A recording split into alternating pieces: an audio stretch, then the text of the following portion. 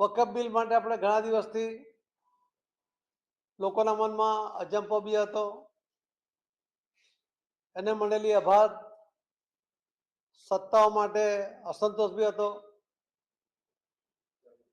અને આવા નિયમો રદ થવા જોઈએ, એમાં સુધાર થવો જોઈએ, એવી તમામ લોકોની અપેક્ષાઓ પણ હતી.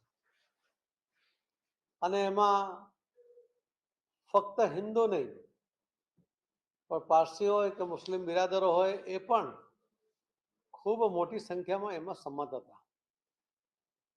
વકફ બિલનો વકફની સત્તાનો એક કડવો અનુભવ એ આપણને સુરત શહેરમાં પણ થયો હતો.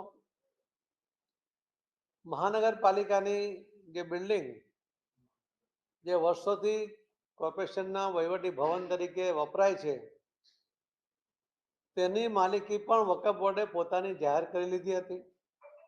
એના માટે હાઈકોર્ટમાં લડાઈ લડવી પડી હતી અને ત્યાર પછી એમાં સુરત મહાનગરપાલિકાનો વિજય થયો હતો. પરંતુ આ રીતે કોઈ એક સંસ્થા કોઈની પણ પ્રોપર્ટી ઉપર પોતાનો માલિકી હક ગણાવી દે અને એ જગ્યા, એ પ્રોપર્ટી, એ બધું જ એ સંસ્થાની માલિકીનું થઈ જાય, આ તો યોગ્ય નહોતું. ને એટલા માટે વકફ બિલ લાવવામાં આવ્યું.